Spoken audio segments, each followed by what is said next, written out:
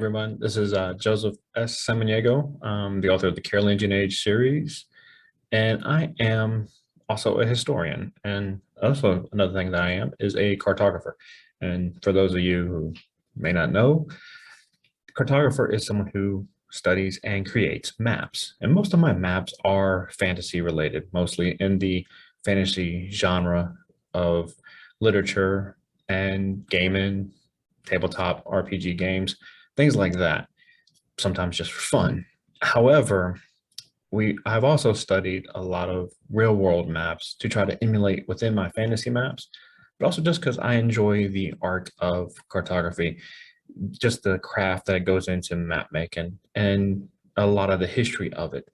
A lot of the map makers that you know of from the world history were, in fact, just starting off as explorers and created maps. And those maps are the legacy that they leave behind some of their explorations. In some cases, the maps themselves are more famous than the actual cartographer. That could be a shame if you want to look at it that way, or it could just be that that's really what they wanted to be known for anyway. The whole idea behind map making, though, is a very old one, and it's something that goes back thousands and thousands of years. And so I really want to talk about the history of cartography in a series of videos. Again, in a sense that this is part of the history-inspired fantasy series. So the question being is, have you ever thought of how old map making cartography really is? So the term cartography actually is relatively new in terms of what it is. The term cartography was first used, or first really noticed and used in the English language in around 1840. And it comes from the French word cartographie, pronounced more French than I just did, which actually comes from the root word of carta, or which is Latin for map. Now that's been around for a while, but cartography itself as a word is still relatively new. Now the craft and the art and the purpose of cartography is really much older than that. How old, you ask? Well, that's a good question. And that is something that I hope we can talk a little bit about, but there is no real true answer as of yet. But what we do know is this. This is actually what we consider to be the oldest known example of cartography or map making there is. This is just it's a simple design on a carved tusk, a carved mammoth's tusk, and it comes from the Czech Republic. So this right here, it's thought to be, and it's thought to be the area around Pavlov in the Czech Republic, and it's on mammoth's tusk. It is estimated to be around 25,000 BC. And this is really the oldest known possible map that we have. Now, the etchings and the markings on it resemble the areas around that region, and that's why it's considered to be a map. But we also know from other examples in cave paintings that there were similar markings and etchings of those regional areas that we found in cave paintings, which are similar to the same age, if not a little bit older. And that especially comes from the cave paintings we have in Europe and France and Spain. So we do know that there were some depictions of geographical regions in that area. Now, why would they do that?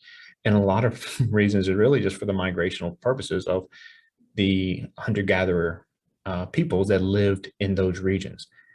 They were kind of walking with and roaming with the game that they were hunting. Maybe it coincides with seasonal changes of the vegetation as well. But what we do know is that the purpose of maps has always been to go from one place to another. And so it really is a simple purpose here as well, or at least what we can assume to be a simple purpose as well. And that's really the basis of what we're looking at too, is maps in a lot of ways were made as functionality, but they were made in the areas, in the materials that you had. So you had a elephant or a mammoth tusk. And in other maps, we found on cave paintings, and then there's others that were made on wood structures. So a lot of times it really wasn't meant to be always carried around. It was meant at it is a centralized location of a almost, you think about when you're in the mall, it's like you are here type of situation. And that's one thing we had. And another example we're going to see here of that is in the mural perspective. This is from the Admiral's house. It's from a Minoan archaeological site, and it depicts the city in a way that it wasn't always depicted. And it's very hard to kind of see, but you have the city, the flotilla, but you have the region around the city as well depicted. And a lot of reason that this is considered a map is because of that. This would be what we would consider in the cartography world as a more of a regional map. And I can show you another example of a fantasy example of that. But this is a very good example of what a regional map would look like. There's things going on. It's a region. It's not really a point A to point B style map. What it is more of a geographical depiction of an area, of a region. Now in the fantasy world, especially if you're doing like a D&D campaign or anything else, you would use a map like this. And this is another regional depiction of a map. Yeah, you can use it for point A to point B, sure, but it's really meant to just kind of set a place. This is one that I created just for a little bit of practice, fun to do. And it's really just to depict the area. It's not meant to showcase anything other than this is the basic geographical area. You do not need it for direction. You don't need it for anything else other just to see how the city is laid out or how the area is laid out. So it's just another type of map. Moving back to the real historical examples, this is a map of, it's a clay tablet of Nippur, which was a Babylonian city. And this is from around 1400 BC. And so this is a more of a directional style map. As you can see, you have structures, you have what looks to be roadways, descriptions going along with it.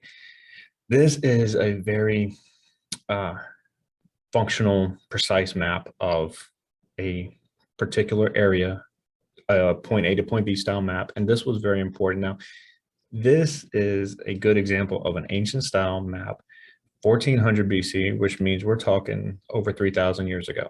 So we know now we have regional maps from previous to that, especially when you're looking at the prehistoric, Neolithic, I shouldn't say prehistoric really, but Neolithic age, mammal or mammoth tusk and cave paintings to now a clay tablet with a true functionality of essentially a road map or a city's map, kind of an atlas. And we see that going through history as well, even more so.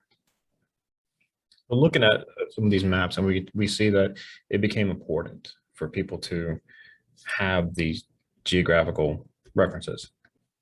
Yet one thing we need to look at is where is another reference point that we have, and one of the greatest examples that we have, and then we'll get back into the European culture that we have for it, but some of the greatest examples we have come from ancient China, and we have one that is a extremely accurate, detailed impression from the Western Han Dynasty, and that is this map. It's a topographical map from 168 BC, which would have been mid-range through the Western Han Dynasty in China, what is today China.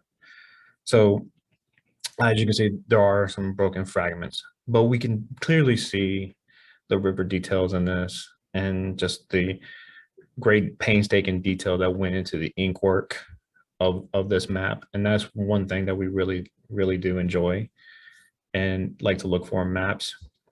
More likely a nice big body of water right here, descriptive markers here. And it's just a lot of the key components that you see in a lot of these, lot of maps, even today, even today's world. And so this actual map, if I'm not mistaken, we have another example from a similar area. Uh, is really just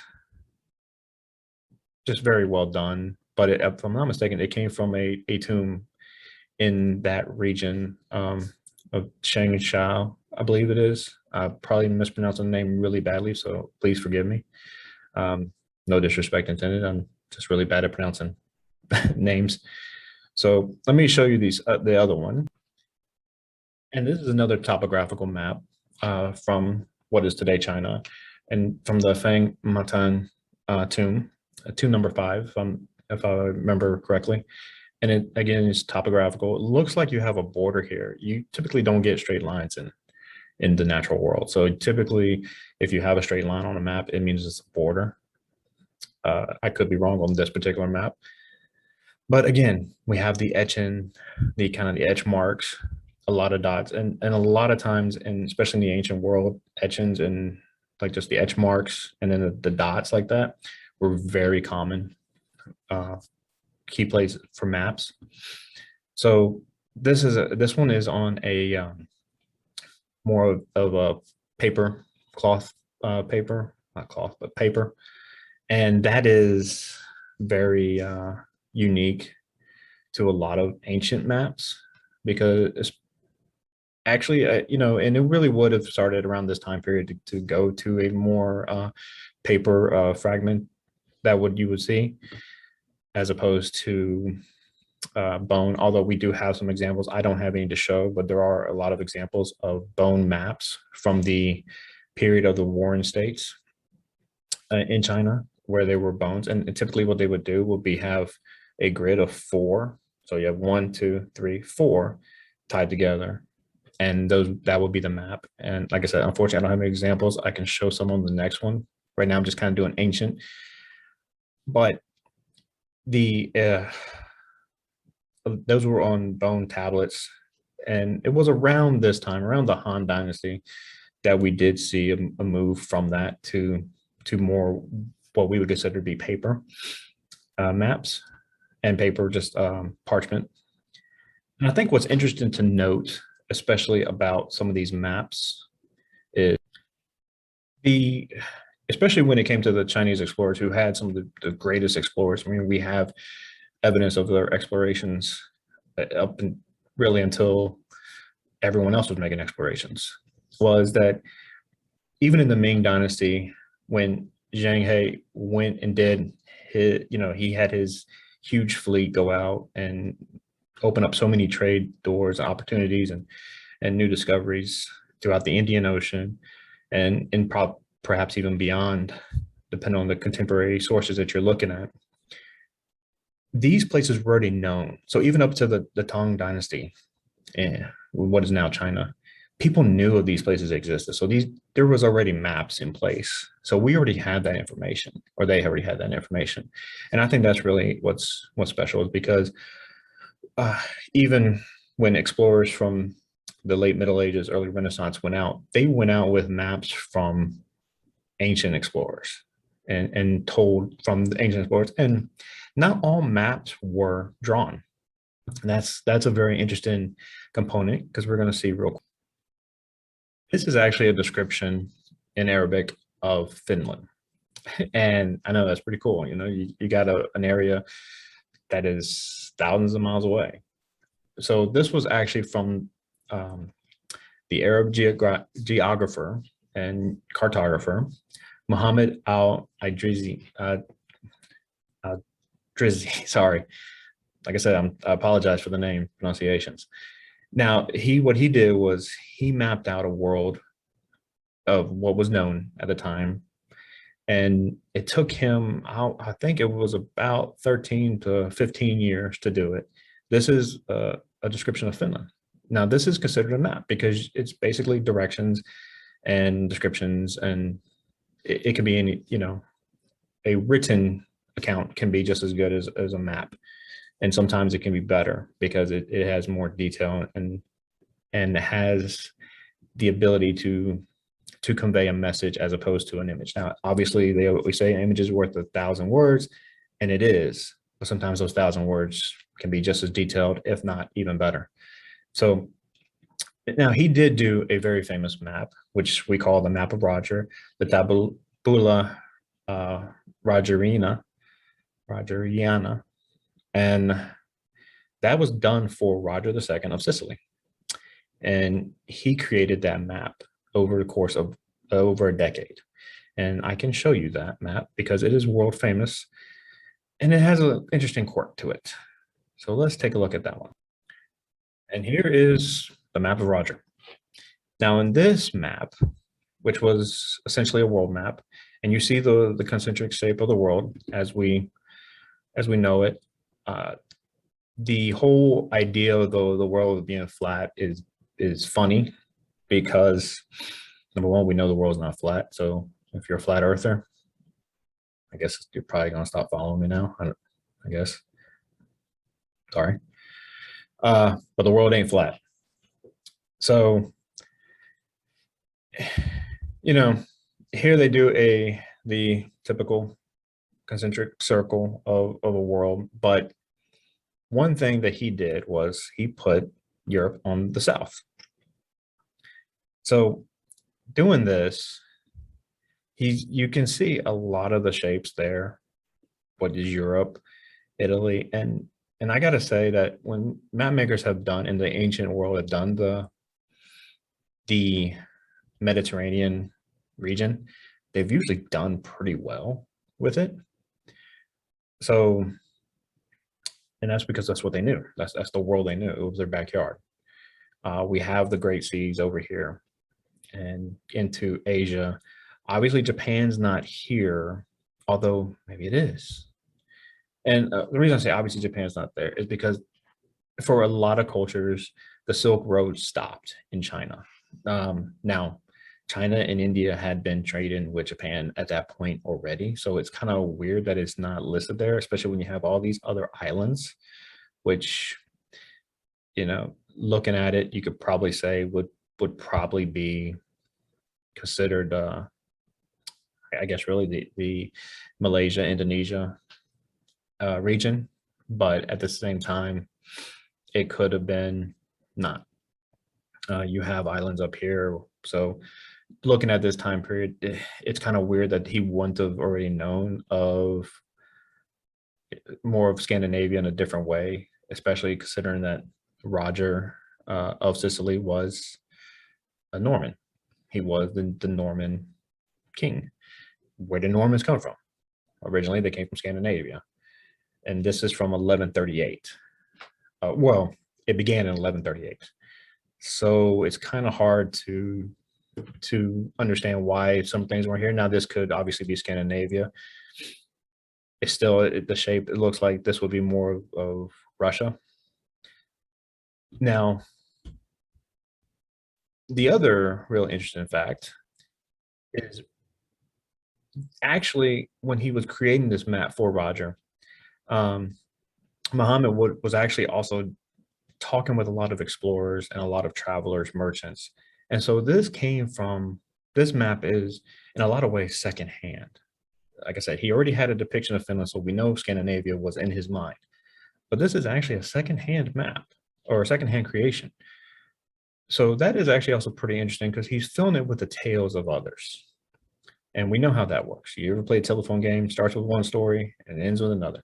That's kind of what we have here. And that's why it looks like that. But at the same time, the general area is there. So that's what makes it pretty cool too.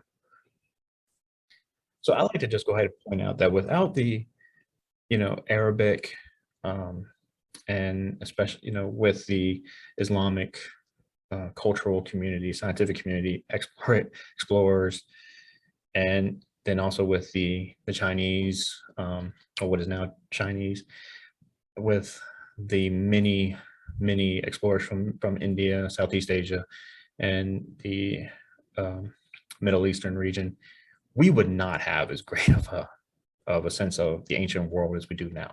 They were very meticulous in their notes, very very detailed as far as their maps and their descriptions. Yes, they exaggerated just like anyone else did, or they took different examples. But everyone does that. the whole point of the whole Bermuda Triangle, if you ever read uh, ancient seafarer traditions of Bermuda Triangle, was they used to see lights in the sky. Well, there was a explorer who actually went out, and this is in recent years, went out and lit a campfire on a hill, and in the middle of the night, on a moonless night, and went out into the ocean, looked at the campfire, and oh my God, it looks like there's a light in the candle light in the sky. When in reality, it's just a campfire on a hill. Our minds play tricks on us, especially when we're out in the world, away from anything unknown, out of our comfort zones, and that's what a lot of these maps are. They're out of their comfort zone, and without these uh, pioneers of exploration, such as the ones we have, the examples we have from the Middle East, from Southeast Asia, we would not have the knowledge we have today. And I think that's very something to point out before I get into the Greek maps, because guess what? We've seen the Greek maps many times. It's just something I wanted to point out and give credit to. So let's go to the Greek world. Hey, so remember a few minutes ago when I said that we were pretty good as a people of drawing the Mediterranean, because at the time that was our backyard for a lot of cultures? Yeah, I mean, good is relative, but yeah, this is the Mediterranean. And I mean, come on, we can get to the topic of Eurocentric. It is extremely Greek, Roman, not really Roman at the time, but Greek centric. But this map is from around 500 BC, and it is a Greek centered world, so to speak. Uh, the world is resting on the heavens, I guess. I don't know. I think you can see these are waterfalls. Now, this obviously is a world is flat type of ideal. Here's the heavens, and there's rain coming down, and that's obviously salt water, I guess, because that's what oceans are. Um, this is very interesting that at 500 BC, we wouldn't have had a better view of the world. But I guess as far as exploration goes, this is where we were at.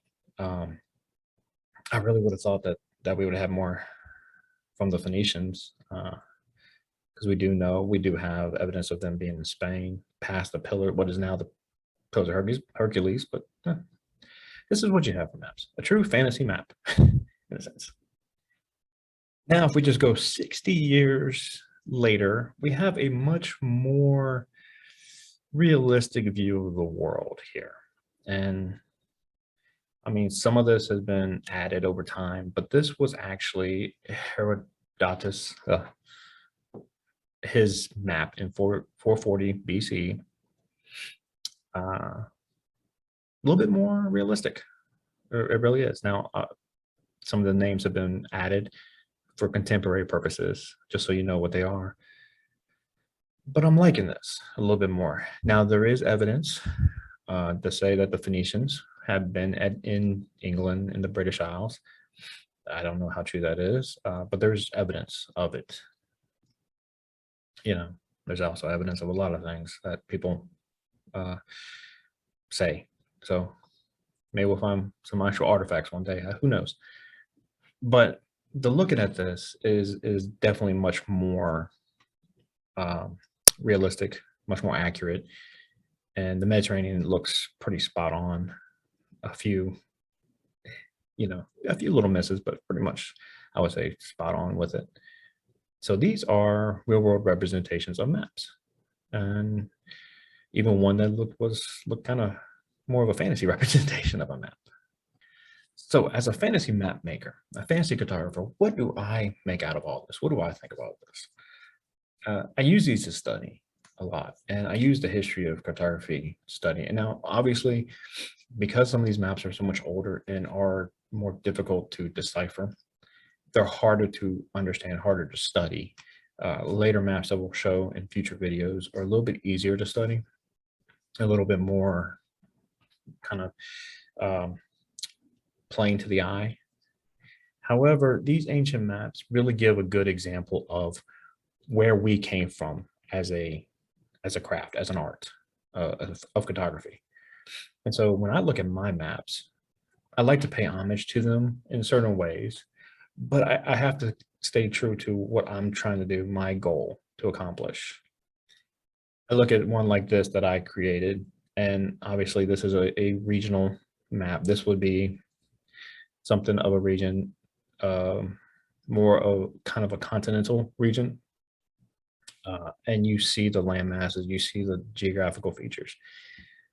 But I really want to pay homage. I love paying homage to the older maps, especially the medieval style maps and Renaissance maps that have the parchment. I did color in, which really probably wouldn't have been done as much, or at least if it is now, it would be faded.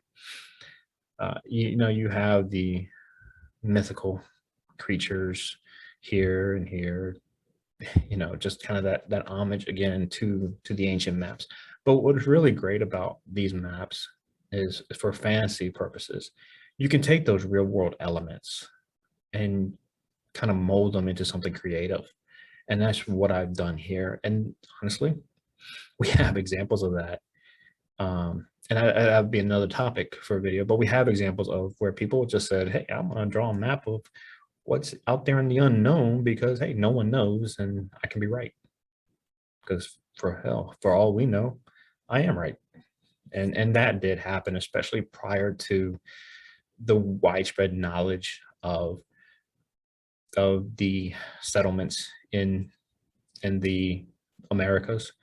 You know, one thing we'll touch on real quick is I don't like to use Columbus as an example because he has been erroneously credited with being the discoverer of America, of the Americas.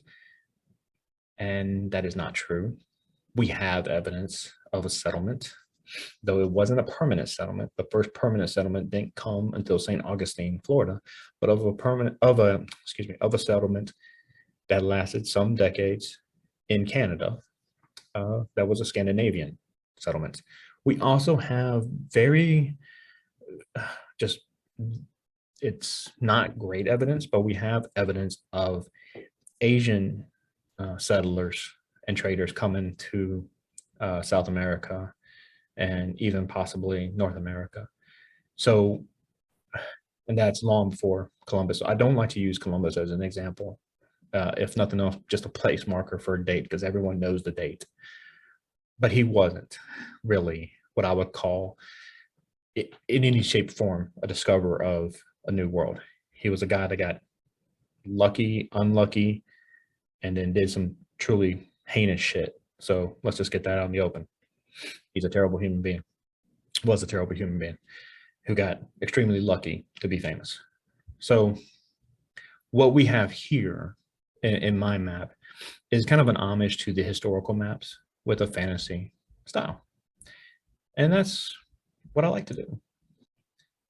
So there you have it. And like I said, we're going to get into some more maps in the future. I just really want to get a good basis and breakdown of ancient maps. So be sure to check out the other videos, especially in the history inspired fantasy. We're going to get back into more of the maps later on, and I hope to see you guys soon. Don't forget to like and subscribe. Until next time.